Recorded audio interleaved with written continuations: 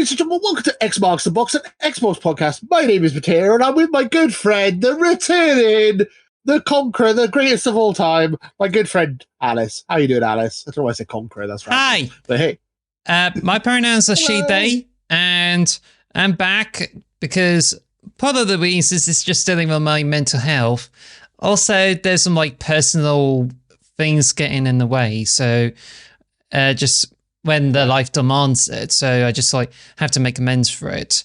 And I think it actually lined up nicely, especially the timing. So it's just like, yeah, so good. But now I'm just like back because last week you had a really amazing podcast episode with Davey, and you just went through some of the best things ever. Like you had an amazing time with the top 10 games. It was a very long episode. Exactly. It was a 3-hour episode, which we're hoping not to do this week because the Sony press conference is on in an hour and a half, and we've got an hour to record, so we've got to literally try and stick to the panic. It's my fault. I had a KFC and I watched Ted Lasso and I lost track of time, so it's my fault. Also, I have a weird eye. I haven't been in a fight. I got hay fever's kicking my ass, so I've been in a fight with hay fever, I guess. Or you could be saying like, oh, I'm just a disappointment panda. Yeah, something like that. No, I'm glad to have you back, though. We had a lot of fun with Davey. It was a really nice podcast, but it's nice to have you back, and we can back to our regularly scheduled programming for this week. So yeah, we're gonna have you and Davey on the same podcast at some point. I think that would be fun. Yes, that's what I was gonna say, because I bet these guys are like so utterly amazing. So I'm happy to like join in with them. But it makes me wonder, like, whether I would be featured as a guest in PS We Trust at some point, but who knows? That's up to them, isn't it? I don't run their show. But yeah, if you like our podcast, but you like PlayStation, check out PS We Trust, which is our rival, our friends podcast. I don't know. We're on there. I'm on there quite a lot, and they come on here quite a lot. So it's all good. We had a good time. As I said earlier, the Sony conference is on later on today, so we're not going to talk about it much because you're going to have already seen it. We don't know what's happened, so like, we can predict, and then he'd be like, "Well, ridiculous happened." It's like, "Well, that didn't happen." Like, so pointless. So we're just going to get on with the show as per usual, and we're going to start off with how we always start things off with. What have we been playing? Ooh la la. Yes. So, what we have been playing is Legend of Zelda Tears of the Kingdom.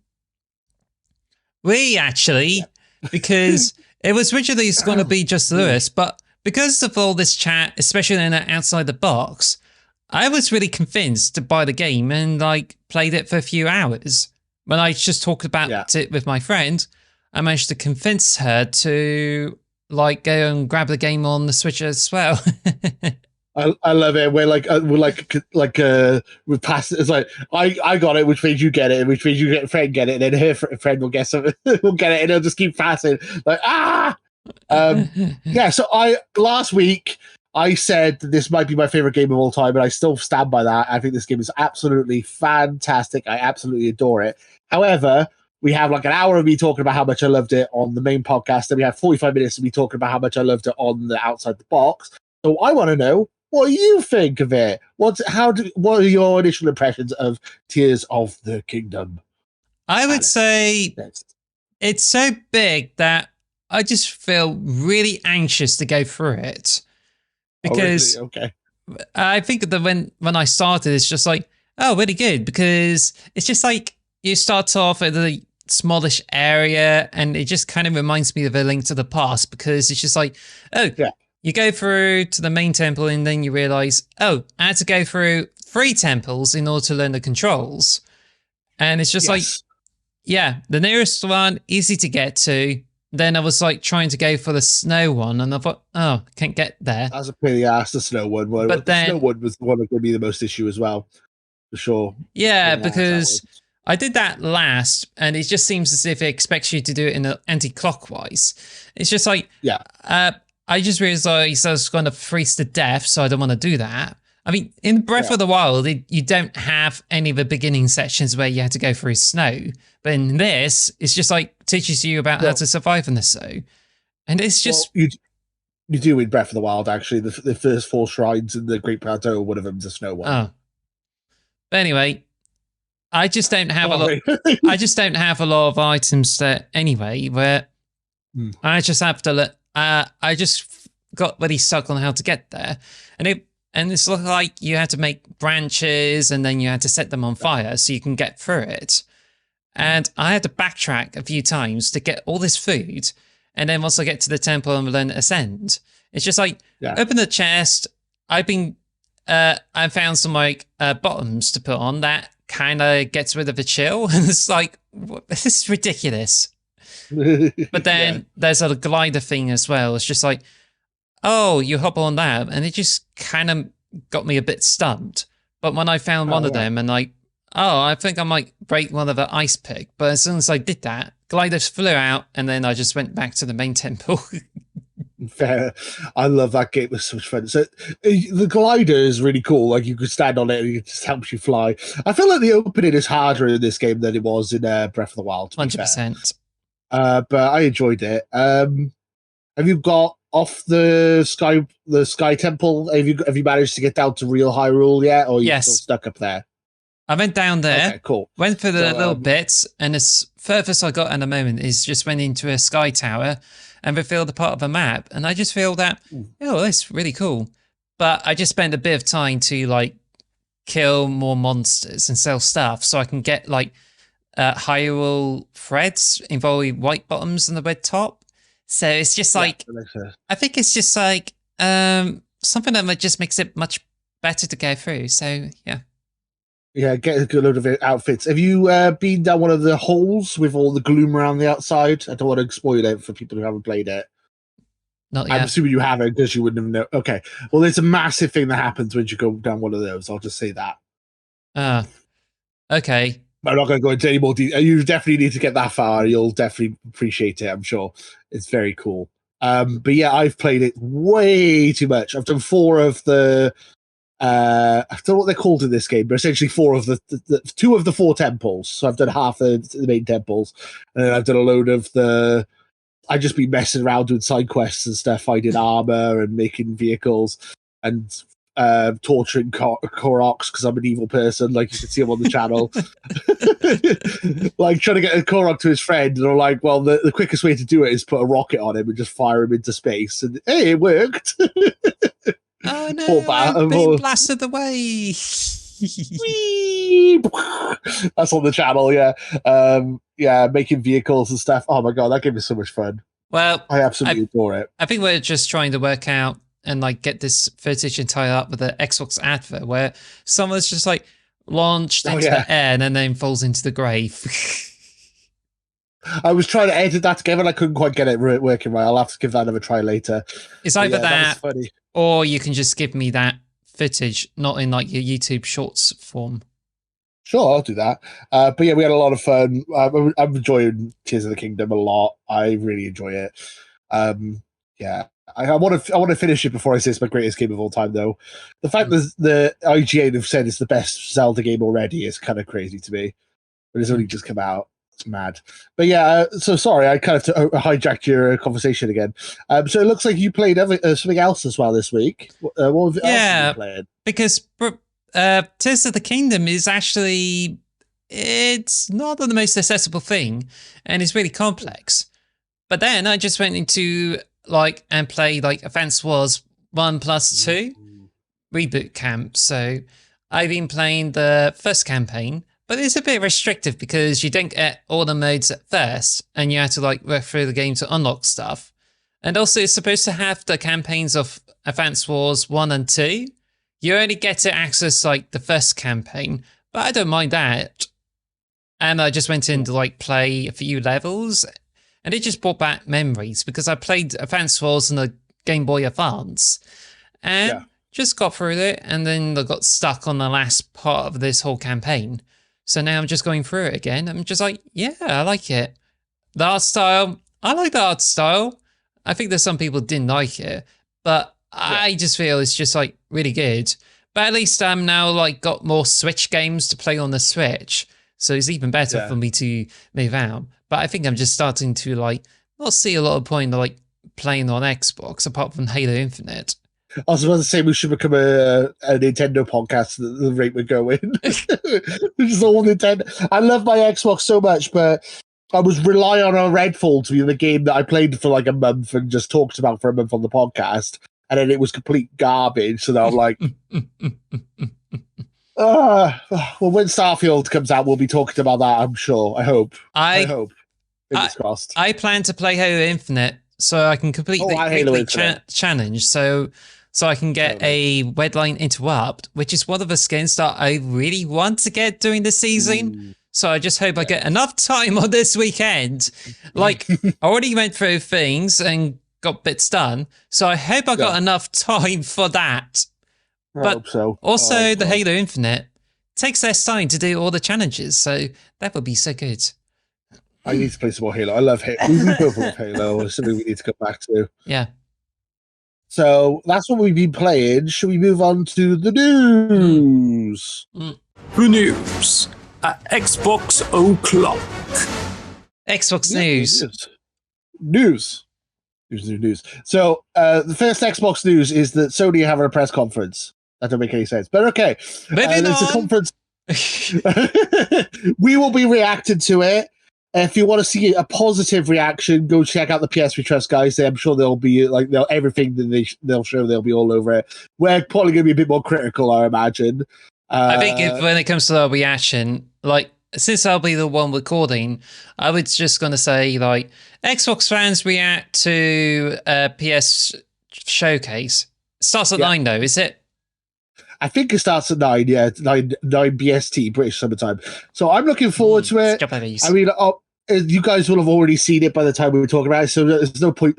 I would have loved to have done a predictions episode and all that, but Sony didn't even give us a week's warning. Thanks, Sony, for not even giving us a week's warning. You do realise this is an Xbox podcast. You do realise we just talked about Zelda for the last 20 minutes. No, but okay, serious note. I bought a PS5 for Spider-Man. If Spider-Man looks good, I'll be happy. If Spider-Man looks bad, I'm going to regret my purchase because that's literally the reason I have a PS5. Well, I may have some plans soon, which could mean I might actually get to play Spider-Man, but don't expect promises of me to play on a PlayStation, okay? Yeah, don't do that. But yeah, so I own basically.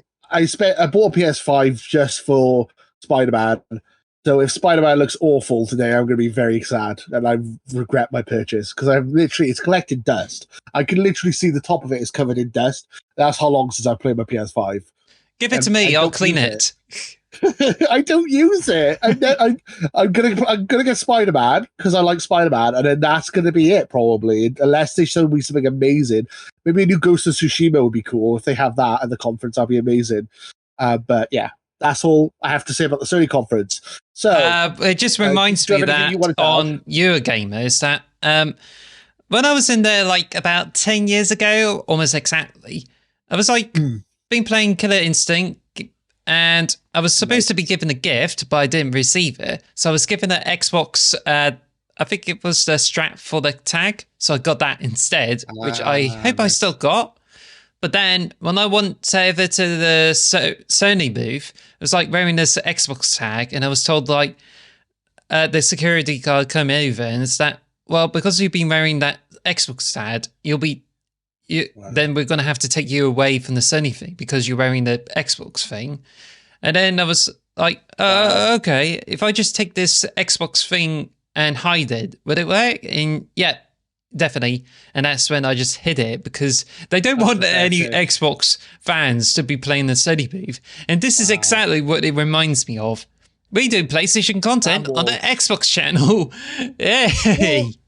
Well, I don't want us to be like that, though. I like the idea that we're inclusive. We talk like I know we are an Xbox channel, but we had a PlayStation guy on last week who talked a lot about PlayStation. I don't hate PlayStation. It's just it's my third most used console. It's the forgotten child, the one I never. He's the stepchild that no one cares about. I play my Xbox every day. I play my Switch whenever there's a big Nintendo game out, like Zelda, and then my PS5 just collects dust until Spider-Man comes out. I mean, but I still like PlayStation. I think they're a great system. I just don't think I personally prefer the other two. Yes, but Xbox is my number one. number uno, my favorite child. Xbox is my favorite child. But yeah, so PlayStation conference. If you want to see our full reactions, that should be on the channel already. Hopefully, if everything's gone to plan, fingers crossed. Yes. And yeah, if you want to see our reactions to the Sony conference, and if you want to see a PlayStation opinion on it, watch the PS3 Trust. That should be on the PS3 Trust channel as well. So, yay. Moving on. Mortal Kombat 1 is going to be at Summer Games Fest. Ed Boon has confirmed he'll be there with Jeff Keighley. This is probably like 2021 might be the year of fighting games. Like Mortal Kombat 1, Street Fighter 6, Tekken 8. Mad. It's absolutely insane the amount of fighting games coming out this year. Did you mean like 2023? Because I think you said 2021, did you? Yeah, I meant to say 2023. I hope it's messed my years up. I'm sorry. I'm still 20. That's all right. But yeah, it's just like I said, 2021. Jesus Christ. I think there's going to be lots of good games anyway. But we've seen like Mortal Kombat 1, and it's going to be a reboot with a completely new style and some changes in the storyline. We did our reaction to it, and I think it's actually going to be quite exciting. But I would imagine it's going to be a full retail release, and it's not likely to be on Game Pass. But I mean, some of the level 1 games did actually end up with a Game Pass, which at the moment you can play Injustice 2. Ooh, but then I definitely have to do that. Yeah, we just have to like see about that. But until then, we got like Mortal Kombat 1. Hang a minute, it's just this.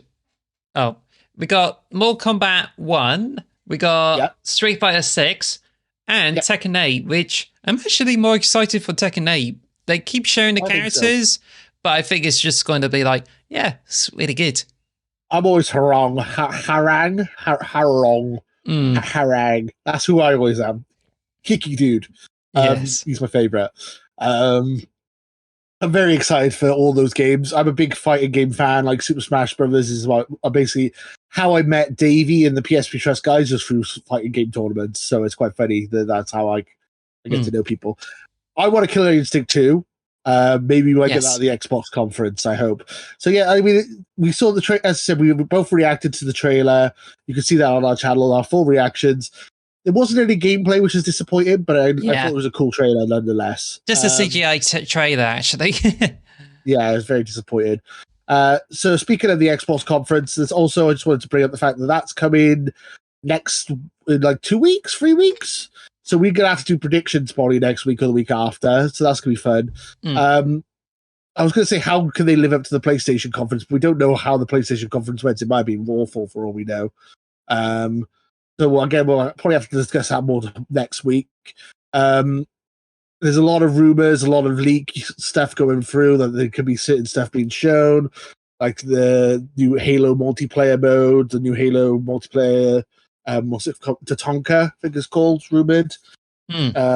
Compulsion's game being rumored. We might see Avowed, we might see Hellblade, but I think we'll talk about that more next week when we got a bit more context, maybe, and a bit more predictions. Yes. Well, yeah, I thought I'd mention it because obviously Xbox announced their conference first, and now PlayStation have kind of gone, well, we're going to go before you. We're going to show our hand first. And I'm wondering how Xbox are going to fight back. It's going to be interesting because Redfall, we kind of left Xbox in a bad place, and now PlayStation feel like they're kicking us while they're down a little bit. So I'm hoping the Xbox conference is really good this year. I hope, and fingers crossed. I hope so too. That's all I'm going to say.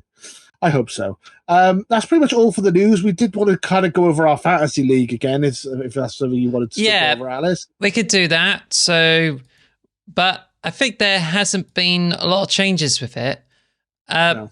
I think we may have like seen like 1 or 2 changes. Well, pretty much the same here. You're currently at 46, whereas the PSV Trust guys, unfortunately, not a lot of change there, but they got 66. But Tears of the Kingdom, I currently got 33 points, and that is a huge handout. That was your first pick, and you made the right choice. The PSV Trust guys' first pick was Spider-Man 2. My first pick was Starfield, so we're still waiting for them to come through. but I very much doubt that they're gonna rate higher than Tears of the Kingdom. I think you've picked the right game to pick as your first pick. I must say, 96 by critics, 33 points on the fantasy critic. Well done. 100 points already. You've got that's mad, and you've still got 5 games to fill in. Yeah. Well, I'm still waiting for the E3 sweep over, so then I got more stuff to pick. Cool. But no shadow picks. But anyway, so Advance Wars 1 and 2's got 11 because it's got 81. It's a bit of a shame, but it's a bit expected to be in the 80s. But Star Wars Jedi Survivor, which I thought it's going to be in the 90s, but it's kind of reduced because part of it's that it's got a really terrible PC port, and I don't know, it's just like, yeah, but I think there's still a bunch of titles that I still have to go through, and I also need to make like 5 more picks, so I might be the one who's going to be receiving the points all the way towards this year. But we do have the first game that's on the table, which is Suicide Squad, and that's no points. And Minecraft Legends has got 0 points as well because it's at 70. I think I have Minecraft Legends. 0 points. Damn it. And Last Case of Benedict Fox, I got -3. Redfall, I got -11. This is what I get for putting faith in Xbox. All the Xbox exclusives are screwing me here. Come on, Xbox, please. Well, to me, I'm gonna stick to the more like Asia-centric ones, like picking the Japanese titles that might do well, and even a few titles that might have a good chance. Also, I picked a few indie titles as well, which kind of lead to some surprise points boost. But apart from that, it seems as if I may have a potential to win the league this year, but I don't want to jinx it up too much. Yeah. So what did you do? So with Mortal Kombat, was it down as new Mortal Kombat game? Because obviously it says Mortal Kombat 1 on there now, but you didn't know it was called Mortal Kombat 1 when you picked it. No, it just says like unannounced Mortal Kombat or Mortal Kombat 12. And that was before it's just got updated to Mortal Kombat 1. Which in a moment, you also picked Mortal Kombat 1 as a counter pick. Yeah. Well, I didn't think it would come out this year, but we'll see. They've said it's coming out in June, so that's really soon, which is kind of crazy. I think they said it was coming out June. No. You're September, you get Starfield and Mortal Kombat 1, because apparently it's coming out on the 19th of September. What's coming out in June? There's something coming out in June that's just been announced, and I can't remember what it is now. Never mind, it's fine. It's not important. It'll come to me later, I'm sure. But yeah, that's our fantasy league. I'm losing to a bloody computer, basically, because the PS3 Trust guys, I just basically chucked in a load of PlayStation games and they're kicking my ass. God damn it. I'm last. Yeah, this is my idea, and I'm coming last. This always happens. I do the fantasy football as well, like because I love Premiership football, like real football. And then I got my team, and every week I'm like finding the best players, and I get the best players in the league. And what always happens is I'll buy a player, and then they'll get injured, or like they'll just lose form and stop scoring goals or whatever. But like in the beginning of the year, they had this player called Mo Salah. I think that might be last year. He scored every game, like 10 in a row, 20 in a row. As soon as I added him to my team, he stopped scoring. It's like the same thing happens to me with every type of thing I do with this type of thing. I got the worst luck. So there you go. If you like the look of any of the games on my list, you should panic because I'm a curse and I'll probably end up making them bad just because they're on my list. Oh no. Anyway, sorry. That's rad. That's all right. But I think the last bit of news is wait a minute. Apparently Xbox has added some wild Game Pass categories, including the titles that show characters' legs. Oh yes, I saw that. I didn't think it was newsworthy, but I thought that was interesting. Yeah, they've run out of ideas, I must say. Play games where you can see your character's legs. Yeah. Okay. What? I took a picture on my phone. I was like, that can't be real. I thought that was a joke. It's not April 1st, is it? What's going on here? What a random category. Yeah. Yeah, Xbox are running out of ideas. Yeah, like I was listening to the PlayStation podcast earlier, like another one, not PS We Trust, and they were talking about that their reward system has a play a chill game. It's like that makes sense. Xbox is play a game where you can see your legs. Like, come on now. Xbox, what are you doing? You can come up with something better than that. Yeah, it's weird. It's a very weird subject, isn't it?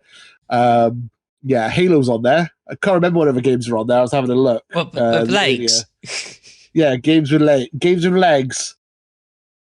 Probably it's just must be Master Chief showing off his legs or some sort. I don't get it's such a weird category. It's funny, to be fair, though. I do appreciate that they have a bit of a sense of humor, but it's random. I love it. Yeah. So yeah, that was anything else? Because you said weird categories. That's the only one I saw was the legs one. Was there anything else? QX chaotic, and also the one that has wild weapons in it. Oh right, yeah, I think I saw that. And it was like wild weapons. There's like wands and stuff. I did see that as well. I didn't look what was on there though. Xbox, I don't know what they're doing. They're trying to be a bit wacky, I guess. Like, whoa, we're wacky. Play our games. So is that all our news for today? Or? Yep, that's completely all. We're just gonna go for it. Just try to like deal with it because I think we need to like chill out after like an hour podcast. But for me, it's just like being through some of the like craziness, and I do not have a lot of time to be dealing with so many things according to schedule. But I just would say let's breeze through the news, and I'd imagine next week. No, I think it will be. Is it June next week? Yes, my birthday month. I'm like the Queen. I have a whole month for my birthday, even though the Queen's dead now. But you know what? I have a whole month to celebrate. Yeah, I think next week we should probably do our Xbox predictions because the conference is early June, isn't it? Ooh, I got to come up with some ideas. There's so much content that could be at that conference. It's ridiculous. Yes. I'm excited though. It's time for the topic of the show. Last week, me and Davey went over the top 100 games of all time, down to what the critics had to say with GQ. And then me and Davey also did our top 10 favorite games of all time. And then Alice has gone, I want to do my top 10. I'm like, yeah, actually, I want to see what your top 10 is, Alice. I'm really curious. So we're going to go over what Alice's top 10 games are of all time. And if you missed it last week, I'm just going to briefly go over my top 10. I'm not going to go into detail, just going to go through it quickly. So my number 10 was Unsail, my number 9 was Metal Gear Solid. Top of the pops. Number 9, Metal Gear Solid. Number 8, I've lost track of what I was saying.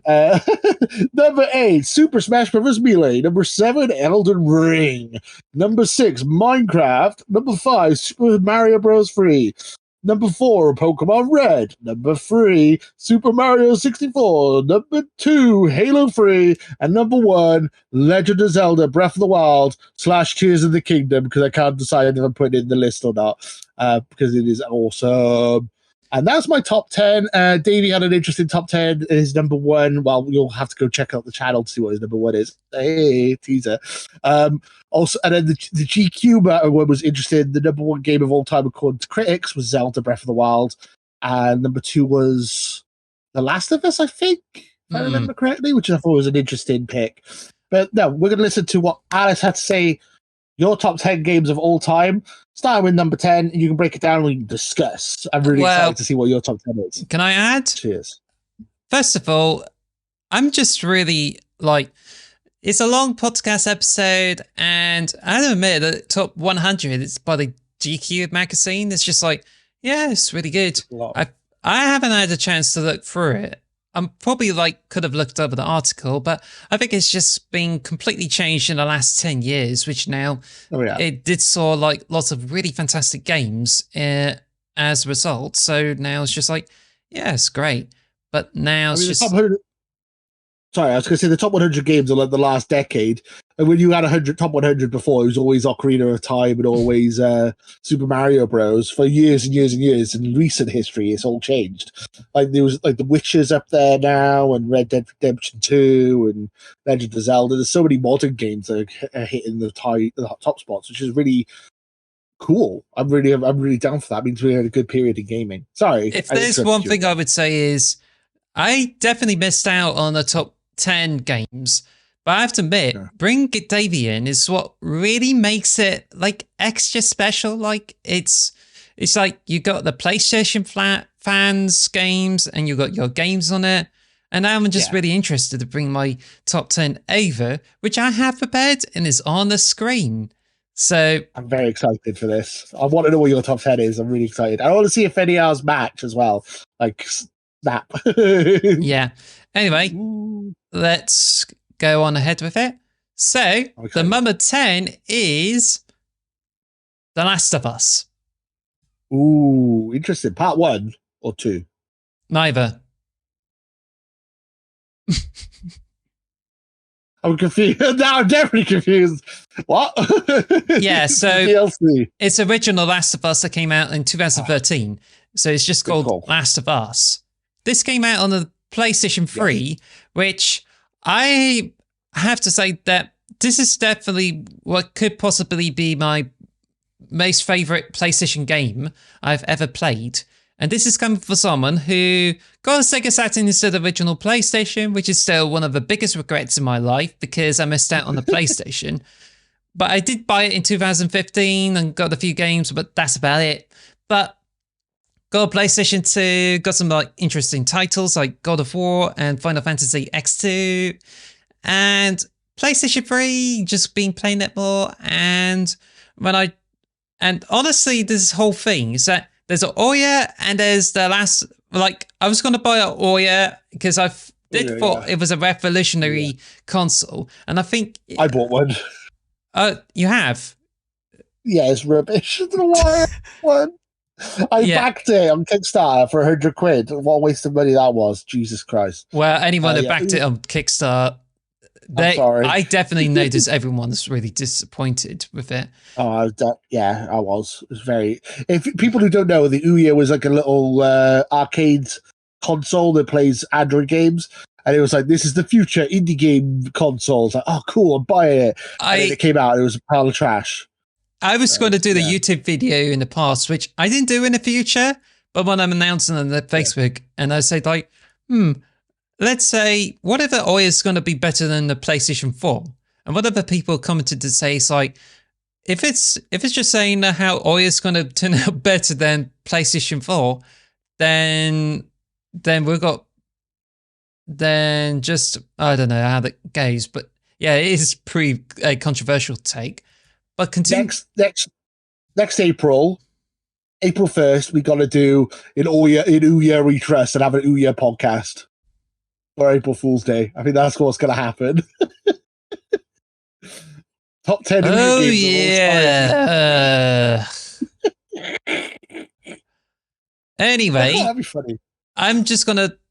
The reason I brought up Ouya is that I was originally going to get the Ouya and like get to enjoy it. And I think it's going to be really fun of an emulation. Especially it's going to be a system that's going to be have a simple power thing. I can like hook up with the HDMI. But I found out that this one is turning into a dumpster fire because there's a controller issues. There's also some like connectivity issues. And I think people are not that impressed by it. And it's originally sold for like 100 quid. So what do? I cancel the pre-order and I use half of that money to spend on Last of Us instead. That's the best saving from the best use of the money for Ouya instead. Cool. So that I just got that done. I love The Last of Us Part 1. Did you see our conversation about the ending of The Last of Us Part 1 that me and Davey had, our little debate? Yes. I don't know if we want to spoil it or not for people who haven't played The Last of Us Part 1, but I was going to say, do you agree with Davey or do you agree with me when it comes to Joel and the end of The Last of Us Part 1? Let's just say that. I'm just open-minded with it. But bear in mind, people who've seen the HBO show of Last of Us, same as that game. But I think you're already jumping over to ending, because I have to say that the gameplay is amazing. There's a lot of really good survival gameplay that I think it just kind of like mixes up a little bit of a roguelike elements into this otherwise Uncharted-esque gameplay. But it's done to such a really amazing degree that it just like, it's really fantastic and it just really works. But what really made it is not only the environment and the fact that it takes this concept that is inspired of the cordyceps, and that's really, really huge. But also, what I found it really great is that it's just the way they handle the characters and how they place them into the story. It just all clicks. And I still have moments from it that I still remember to this day. So, I mean, if you had a PlayStation 3, that if you were to being able to buy The Last of Us, you would definitely be so glad for making all those decisions, just like what I did. Because if I bought the Ouya, I would be like a laughing stock because that I have to pay double for a games console that did not last that long. No, The Last of Us is fantastic. I adore that game. It would probably be. It used to be in my top 10, but I bumped it out since I hated Part 2 so much. I would say it's probably in my top 20 there, probably like 15, 16, I would say. But no, it's an absolutely fantastic game, The Last of Us. I really enjoyed the first one. Joel and Ellie's dynamic. I think Ellie is a really cool character with a sense of humor and stuff, and I feel Joel's an interesting character. I love part 1. I don't like part 2, as we've already discussed multiple times. But it's a very good game and a very good pick for your number 10, and I think that is an awesome choice. I would say that no matter how badly it's going to turn out for part 2, and I don't know if it comes out for PC, but either way, it doesn't affect the fact that I had a very amazing experience. I only played it on the PlayStation 3, but it's still enough to get the whole experience out of it. And I'm so impressed with it. So this is totally recommended for someone who sticks with Xbox. And if you have any reason for you to play it, go for it. Just don't go for part 1, because I heard it didn't go well on PC, and it's just something that you would have be better off playing the original. It's amazing that game can run on a PS3 as well, and the PS3 version still holds up really well. If you have access to a PS3, a PS4, or a PS5, recommend buying those. Don't buy the PC version, because the PC version is broken. Well, that's part 1. I haven't played part 1 of the remake on the PS5 yet. I don't think I will either, but Joel, Ellie, interesting stuff. I think it's a decent game, and I think it lives up to the hype. I definitely would agree with that. And good choice for your number 10. What is your number 9? Number 9 is I think it's going to be different on the GG app, but I'm going to stick with Civilization 6. Ooh, nice. So basically with Civilization 6, I have to say that I was going to say Civilization Revolution, which came out in 2008 for Xbox 360. And this is by far the most addictive game I've ever played, because it's easy to get the grips with. The controls are fantastic. And I've been playing it so much for many months that I just struggled to get away from it.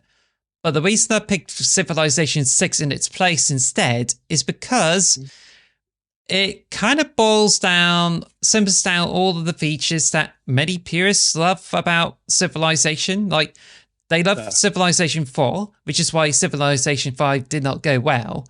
I like it, but Civilization 6 is just when it kind of like boils down the features.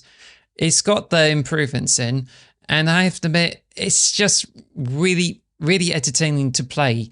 And I still love playing it on the PC. And it's so good that you can even get it on console, which I currently got on the Switch, and you can now get it on the Game Pass through Xbox.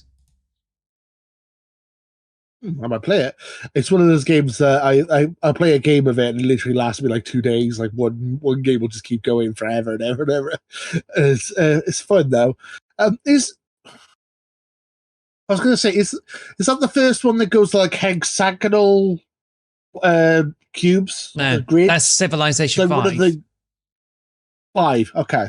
But yeah, I really appreciate that. I think they're really cool games, and I totally don't. I haven't played one in years, but like you were saying about Advance Wars earlier, you like your strategy games, like your tactical stuff, which I do like a good strategy game. I think I should definitely try that out for sure. I would say that that's Advance Wars, definitely check it out. If you can get a remake, even better. But I honestly say that I was going to say something, but I also played XCOM 2, and I think it's really great. Ooh. And any of the XCOM games are really good, and it's done by Firaxis, who is a developer of Civilization 6. So I was going to say that XCOM 2 is an honorable mention for me, but I don't know if everyone's going to be like sticking with it. But it's more of a isometric square one, and not the hexagonal. They're going to have hexagonals in, but it didn't work. But yeah, it's just like, it is really to do with luck and how you just organize your team. And I think it's just like makes it for a very interesting game that is really close to Dungeons and Dragons. But I would prefer Civilization 6 because it still holds up to this day and you still have more fun with it.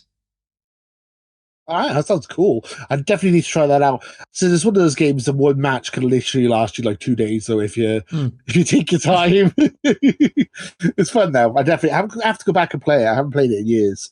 Yeah, because it's one of those games, like you said, is super addictive, and I just don't want to get hooked into it again. I know it's to get his claws hooked in me. I'm like, no, let me go. I want to play something else. No, that's a cool pick. Very, very cool pick. So, what is your number 8? Number 8 is F-Zero GX on the Nintendo GameCube. Love that game. So bloody good. Underrated. Amazing. Oh, I love F-Zero GX. That game is bloody hard though.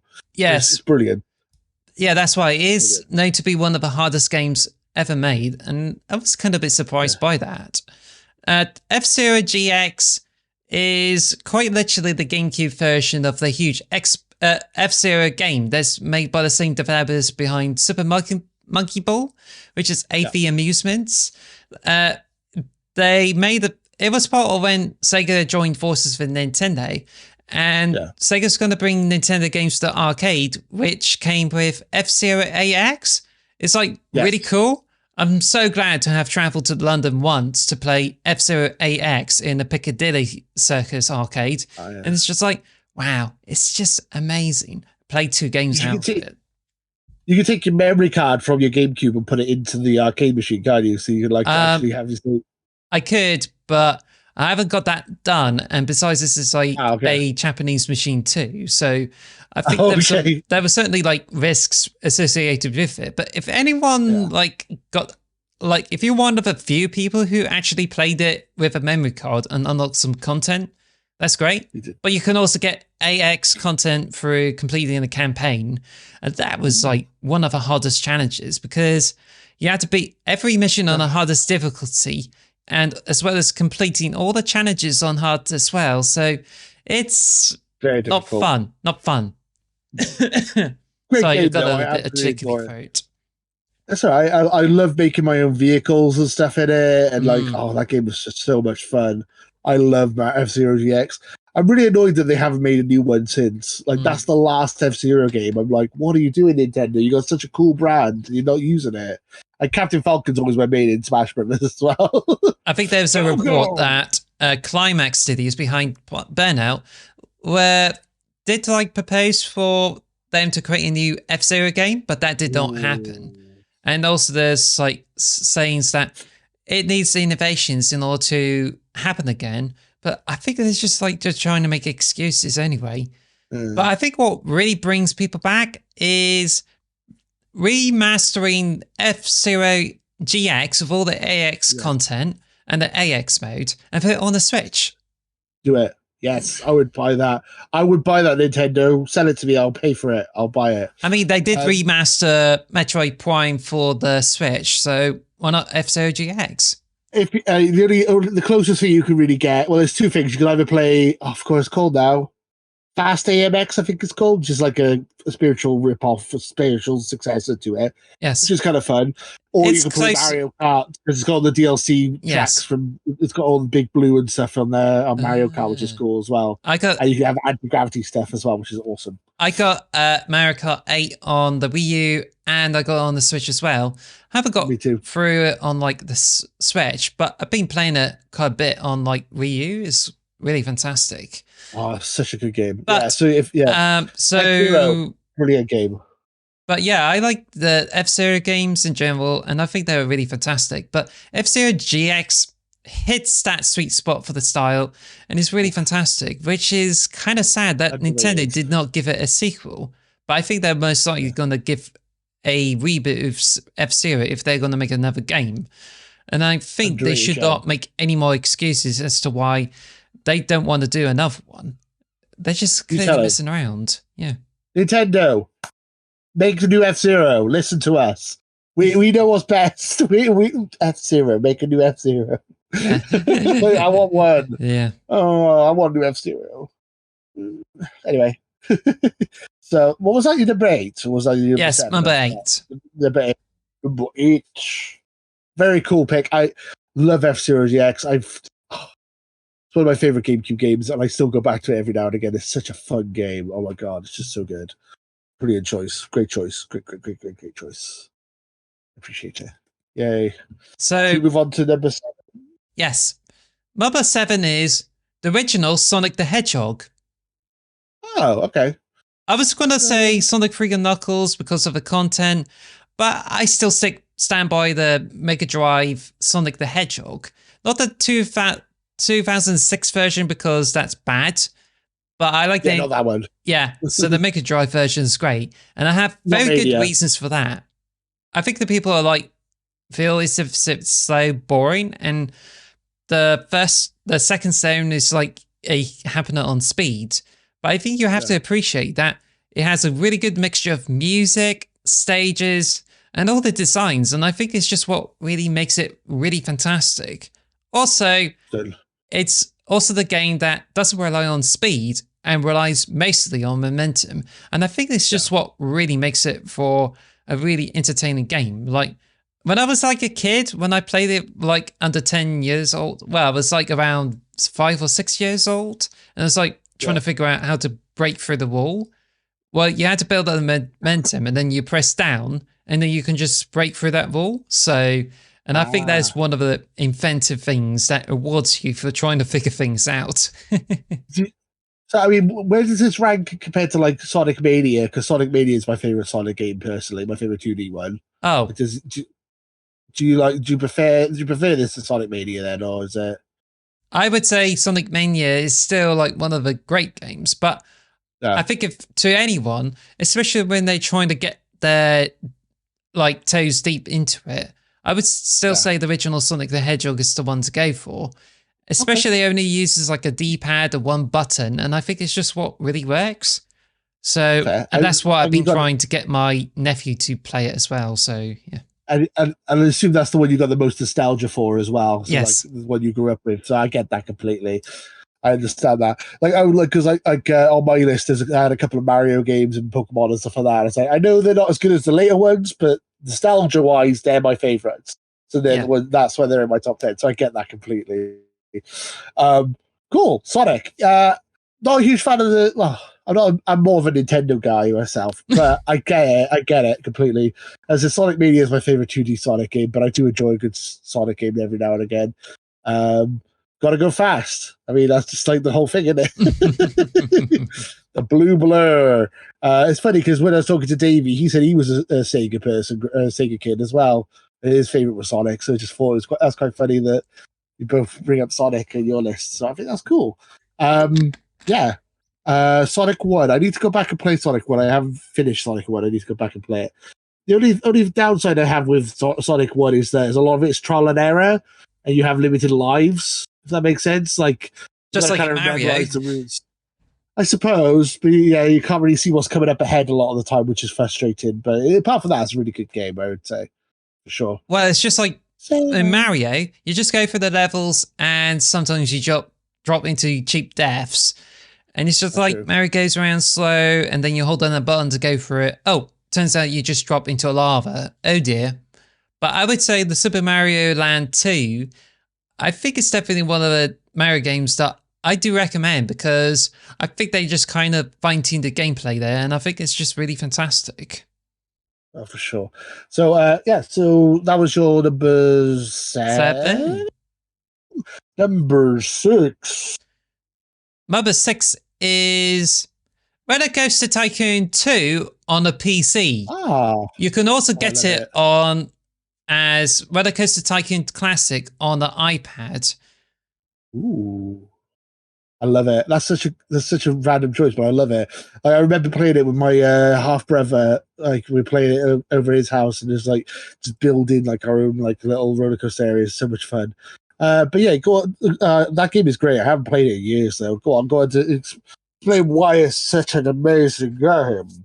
Well, bear in mind is that there's 3D editions of it, the Roller Coaster Tycoon, and there's like Roller Coaster Tycoon 3, which is before it evolved into because Frontier made Roller Coaster Tycoon 3 and then they just like evolved it to be like Thrillville or some sort like that, and then they went to do Planet Coaster, and that's where you get the huge enhancements.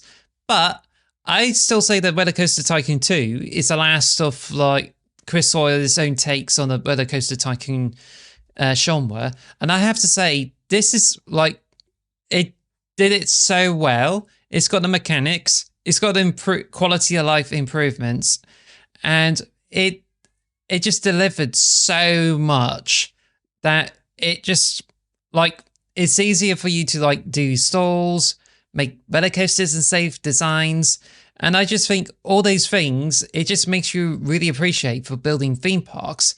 And it's also got plenty of challenges for you to like complete the objectives and build roller coasters. So I think it's a really good time waster. And it's also one of the most sophisticated 2D games ever made, which I believe I still have it on PC somewhere. Nice. Do you like making like pits and having all roller coasters that break and like fly off and kill people?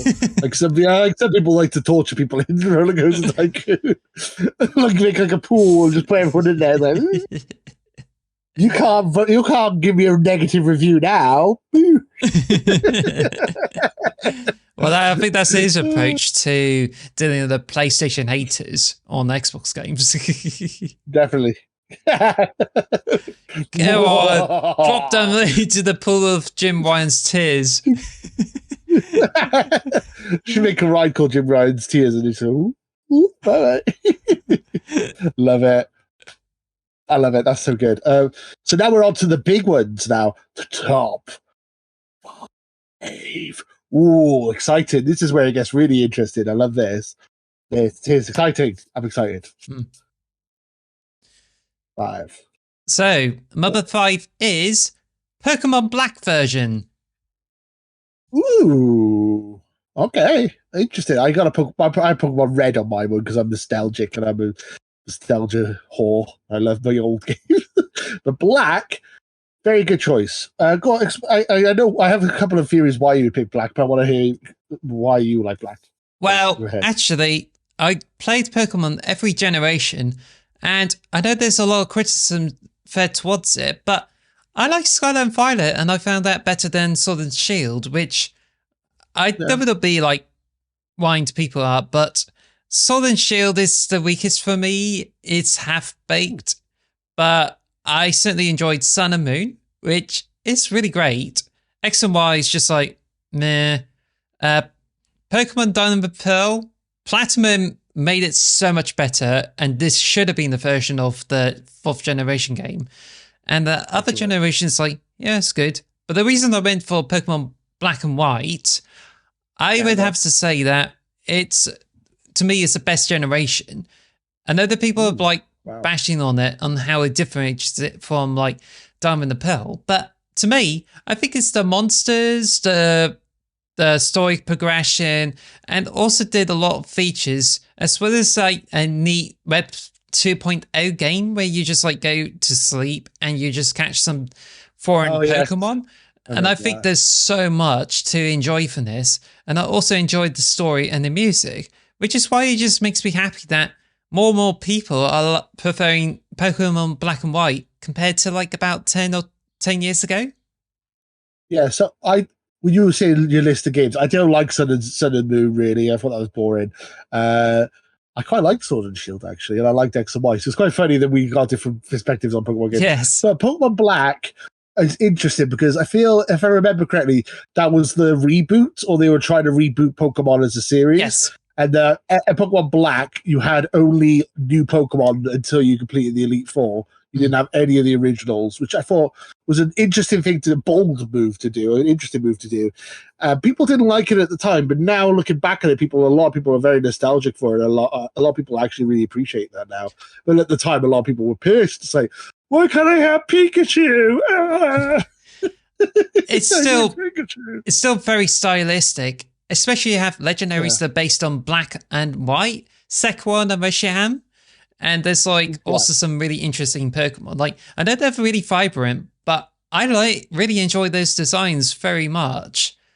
Also, I just think like I just really enjoy the game so much, especially the simplicity that when the Pokemon White 2 and Black 2 came out, it's just like, I think they just kind of stacked on it. Like, maybe people prefer the sequels, but I'm just like, prefer the originals anyway, because I think this is just the right direction.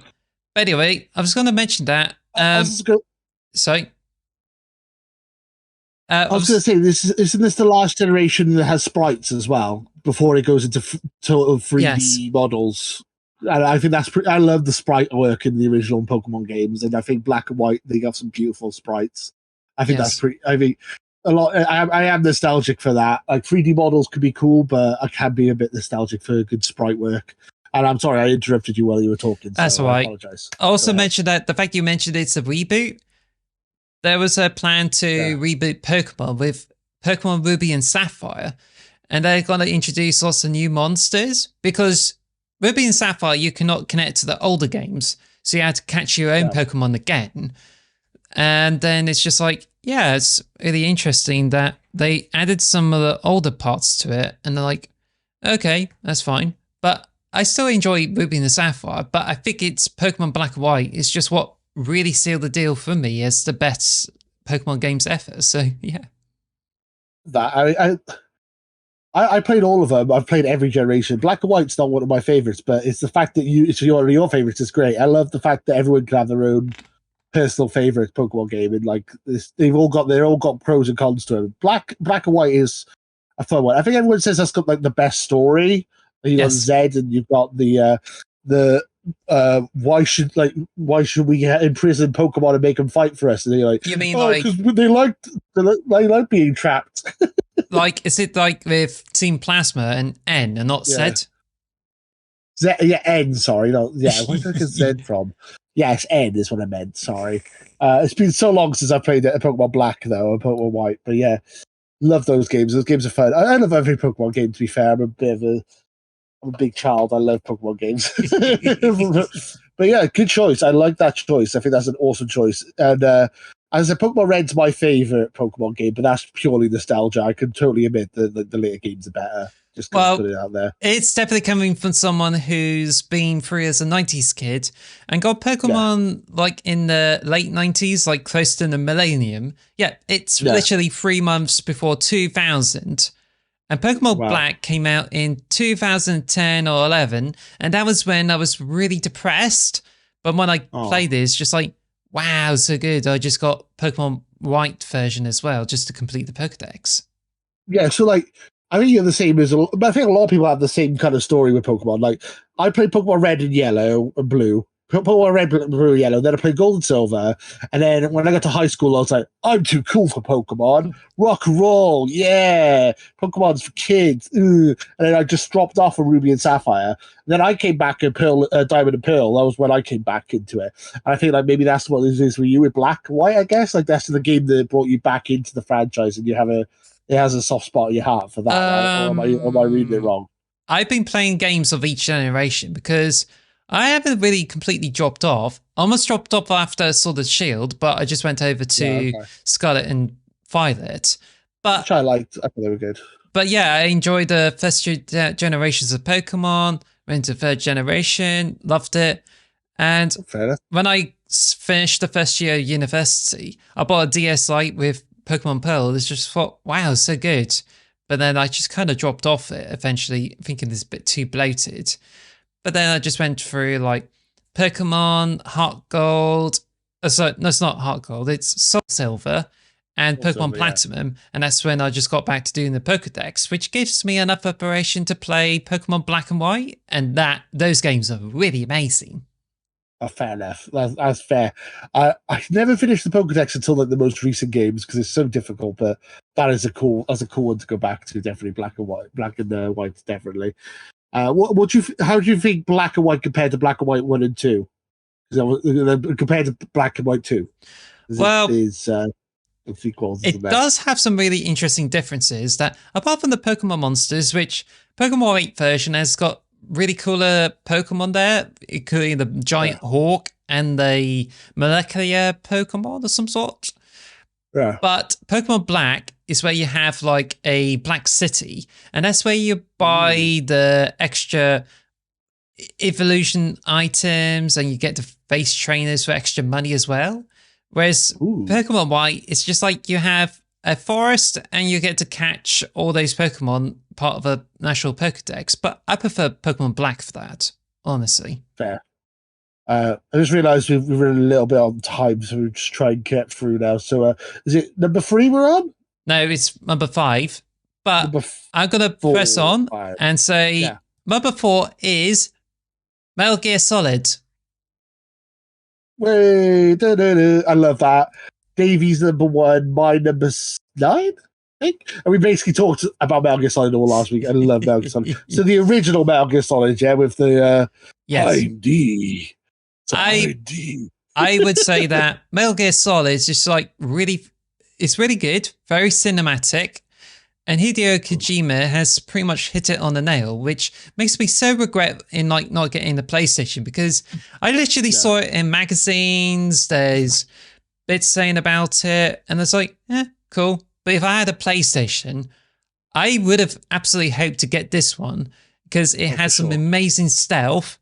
The controls are good, and it's got some really fantastic cutscenes, which there's a lot of inventive boss fights, especially with Psycho Mantis. Like, you couldn't really defeat him unless you switch from controller 1 port over to controller 2 ports.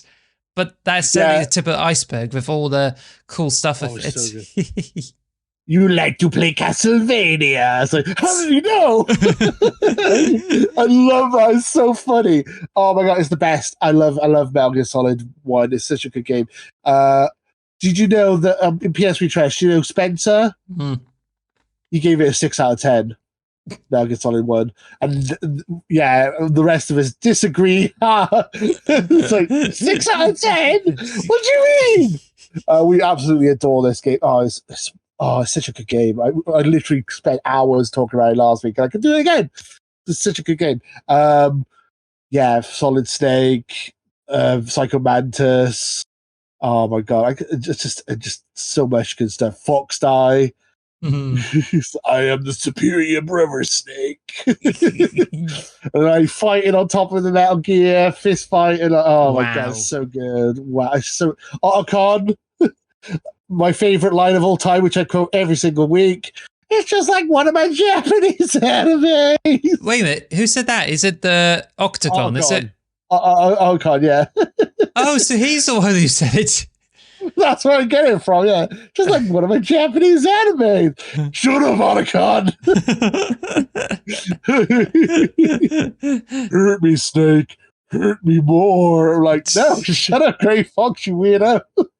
You know, I was kind of saw Octagon as, you know, I think he's like got his name based on the taco stuff, which is really interesting. Octagon, yeah. But he's also remembered as a character who pees himself twice, and then he just becomes a more fleshed out character.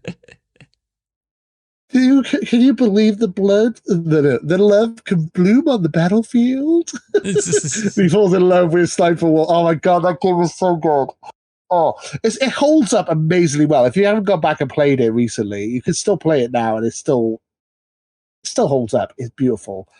I love Metal Gear Solid 1. It's such a good game. Oh, we gotta do like a spoiler cast on it. We gotta just talk about Metal Gear Solid for hours. Me, you, get Davey on, get Phil on.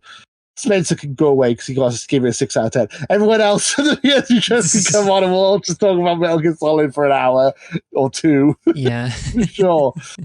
Well, great choice. Brilliant choice. Well done, Alan. That's a brilliant choice. I love that choice. Wow. Magnifico. Yeah. Anyway, number 3 is Legend of Zelda Link's Awakening DX. I think I've spoken a lot about it on the Out of the Box, but you did, yeah, it was good.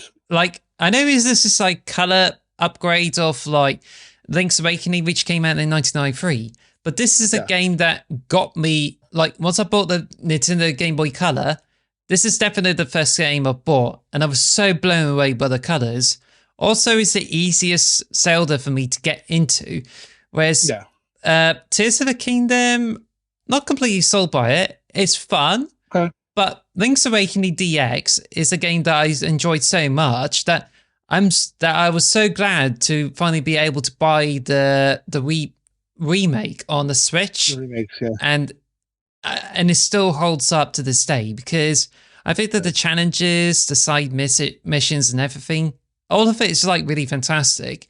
And it also makes it better because it's inspired by Twin Peaks, which adds to this whole strangeness and uncanniness of this whole thing. Like we discussed this in great detail on the Zelda Outside the Box. If you guys go check that out, we talk about it loads there.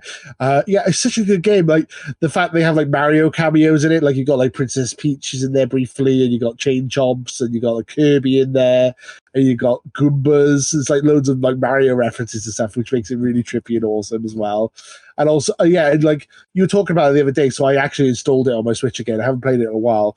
I was about to start playing it, and then I started playing Tears of the Kingdom. But when I bought a Tears of the Kingdom, I will go back and play the Link's Awakening. My dog decided to wake up, by the way. Sit down. She's laying on my lap now. It's too hot for you to lay on my lap and melting. Link's Awakening, absolutely fantastic game. The Windfish is it's such a trippy, weird game. I love it. As I was saying, as I always say, like a pizza, you can't go wrong. Like even the worst Zelda games are fantastic. There's literally no bad Zelda games. Every Zelda game is fantastic, and I can't blame you for saying Awakening's your favorite. I think that game was absolutely phenomenal, and you can't really go wrong when playing that. It's such a good game. Brilliant. Is there anything else you want to talk about with that? Because I feel like I've kind of hijacked your sections again. Sorry. That's okay. Let's move on to 2. And the hint is we pretty much touched on it. So do you want to know what it is? Ooh. It's Tears of the Kingdom, isn't it? No. Yes. Oh, no, go on. What should have, I know you're not first. No, go on. Sorry. What was your number 2? The number 2 is Metroid Prime for the Nintendo GameCube. Very nice. Very good game. Did you play the Switch remake? I've been playing the Switch remake too, but I have yet to go back into it. But when I got on the GameCube, I think it's just like hits the environment. I know it had tank controls on it, which the Switch has vastly improved. Gosh, I've been talking so much. You got dual stick. Sorry, you got the dual sticks on the Switch version. Yeah, and it's you can switch between the two. This is the first time I beat Metroid Prime was on the Switch version, and I absolutely adore it. I used to play it a lot as a kid, but I never finished it, and the game is so good. Oh my god! To me, I think it just kind of breaks the mold of the first-person shooter. Like you had to be concerned with the bullets, picking up ammo, and even like going through like linear levels. This one successfully adopts the Metroid game, which I went back from playing the Metroid Fusion, and I just went over there, and it does the map and the Metroidvania aspect so well. The weapons, it's very inventive. It involves a cooldown timer, as well as like getting some really interesting upgrades, and a lot of it is just like so good. I really enjoy it. And not to mention, it has really good graphics and environment that still holds up, and the Switch version makes it even better. So I just think this is really, really clever, and the visual effects with it is just like state of the art. It's so good. I love it. It's a masterpiece. It does stuff that not even modern games do still. Like if you get a blaster, you blow it up, you can see your reflection in your visor, which you can't do that in most modern games. Don't even do that. Yes, or like you get raindrops going down a gun and stuff like that, like little tiny things that you would never notice, but the Nintendo put the extra effort into it. I was also going to say, it's like Nintendo have this seal of approval thing. I don't know what it is. Like the first 3D Metroidvania, Metroid Prime, is amazing. Their first ever open world game, Breath of the Wild, amazing. First 3D game, Super Mario 64, amazing. Like basically, whenever they try a new genre, they knock it out the park. I don't know how they do it every time. I mean, I'm a fanboy for Nintendo. What can I say? But no, Metroid Prime, such a good game, and it holds up really well. As I said, I played through it earlier this year, and I absolutely adore it. It's such a good game, and I love Metroid, and it's such a good game. Oh, yeah. Your top 10 is fantastic. I don't think we have a lot in common, but I listening to your top 10. I'm like, I like that game. I like that game. I like that game. You haven't said a game that I've gone, oh, that's awful. Oh, why would you pick that? Like so far, I've agreed with everything you've said. I think all the games you picked have been very good so far, I must say. So, and I suppose you want to know what my number one is. Number one. Oh, I'm excited. So, well, I would say it's Itchy. Well, itch. And that's Japanese for one. Ooh, oh, I was like, what game's Itchy? I don't know. I'm trying to decipher it. Okay. Ichiban. Number one. Uno. So, the number one is Animal Crossing New Horizons. Okay. I'm surprised by that one. That's great. Okay. All right. My 2020 game of the year that everyone was like, oh, why are you picking that over Last of Us? It's like, because it's fun and nice and comfortable, and it made me not want to kill myself. It made me less depressed. The Last of Us Part 2 is the most depressing game I've ever played. Animal Crossing was joyful, brilliant, and I love it. And a good choice for number one. A bit of a shocker. I didn't see that coming, but I love your choice. Go into detail why you love it, because I just wanted to gush about it a little bit, but you go ahead. It's the best lockdown game that brought so many gamers across, even women, men, children, all around together. And it just got us into like trading items. We've been like trying to raise stocks and get loads of money. And it's definitely, for the first Animal Crossing game, it's just so really fantastic. And it doesn't even punish you so much. It's beautiful. And I know it's just like gives you only just one island per Switch, and it's just really annoying. But I would say that it just, all the positives outweigh the negatives, and it allows for so much customization and crafting that I literally played it for days. I even check on it every morning to see if there's any new items in the shop. And it just shows how addictive this is for me to like interact with people. I even use online services to do trading and even like showing bits with it. And it just allows for so much creativity, and you can personalize your item. Like it has so many tricks and even like lots of methods that you can literally make it much better than what Nintendo had intended it to be. And it's just like, so good. Wow. It's just like you can even use decals for the paths and even like doing other things. It's just what really sets it so much apart from other games. And I have to say, this is what really made it such an amazing game. It's so good that I was literally wondering whether I would get another Switch for me to use on Twitch and do like the playthrough of like Animal Crossing, because Oh wow. I'd love to start another island again. But I'm so worried of losing the old island, which has got all the items and money on it. Like, it's not worth deleting the island from it.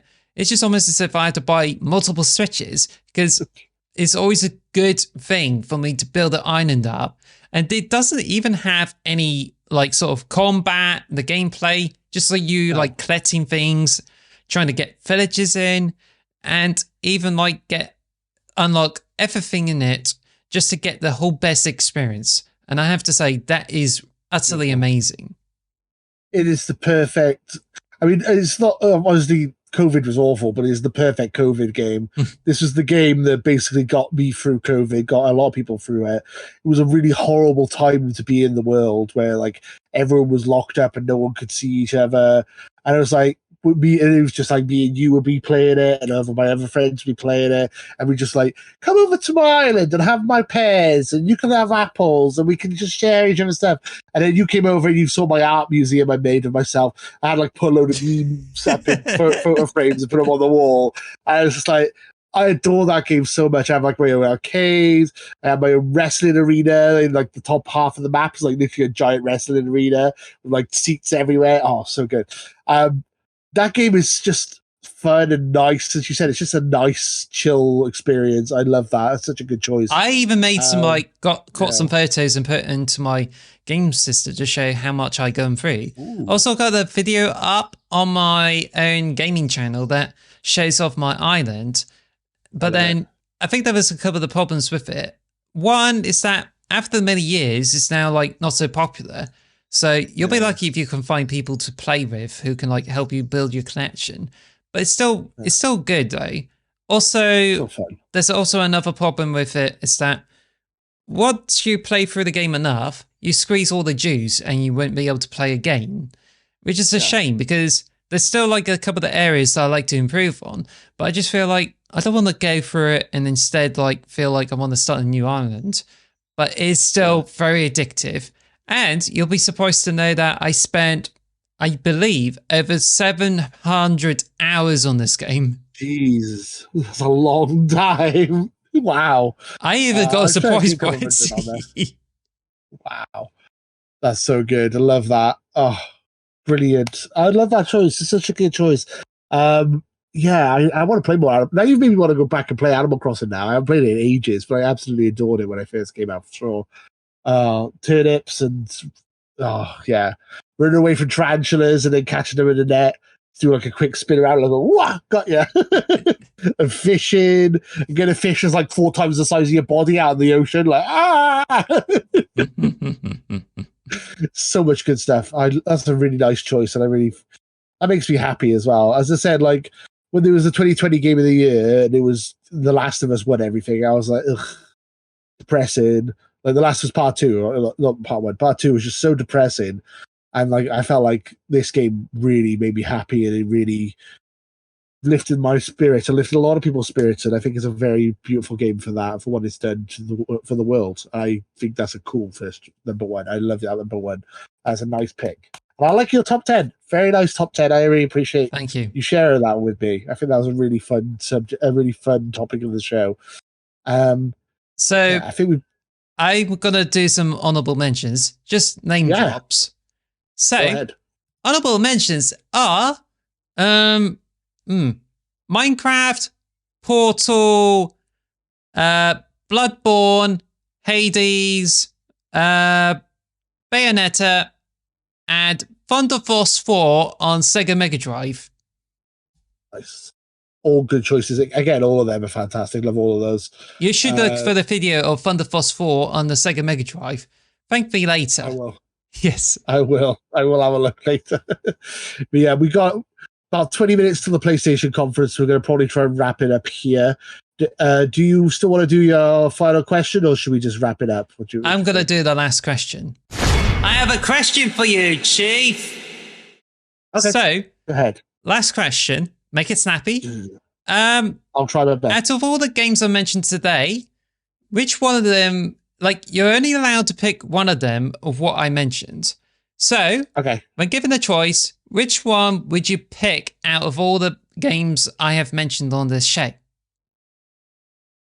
To play, or if I was on a desert island and we had one game, like in what context? We all just When you're going on a desert island, for example, you you are only allowed to play one game out of all the games I have.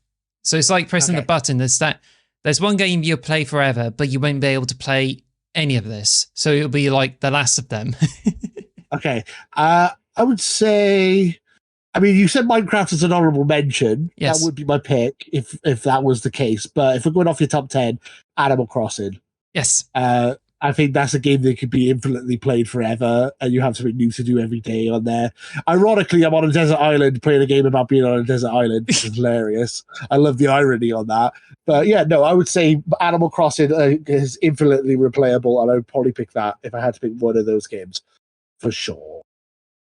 Yes, good or Pokemon. No, we'll go with Animal Crossing. Well, you picked Animal Crossing, so we're going to stick with that. Stick to that. Thank you for listening to us, and I'm so happy to have this opportunity to do this because I think next week is where it's going to go so crazy. And also, it's me returning, me doing the recording, and hopefully nothing gets in the way of me putting this on YouTube, and I think this is going to be really fantastic. But there's going to be surprises lined up in the next few weeks, and it's definitely not something to do with the showcase. So I guess that's pretty much it. I'll leave you to wrap this up. Yeah, so we're hopefully going to be recording the Sony press conference, so hopefully that'll be on the channel as we speak. So if you want to see our reactions to us reacting to the Uncharted 5 being announced and The Last of Us Part 3, and that's going, then you go back and watch that. You'll really enjoy it. We don't know what's happened, so it should be fun. It might be fun. It might be terrible. Next week will be our Xbox conference predictions, probably. So stay tuned for that. Thank you guys for watching. Really appreciate it. We're going to try and cut it down to about an hour. We've gone from the longest episode ever to a normal episode, which is nice. So thank you guys for watching. We really appreciate it. Comment, like, subscribe, and help us reach 100 subscribers before the end of the year. And we would really appreciate that. Thank you guys for watching. I really appreciate it. Thanks for coming back, Alice. We missed you. And we're glad to have you back. That's okay. Until next time, too sweet. Let guys. Bye. Bye. Thank you for listening to the X Marks the Box podcast. Follow us at X Marks Box on Twitter or X Marks the Box on YouTube. And follow us on all audio podcast services. Thanks for listening.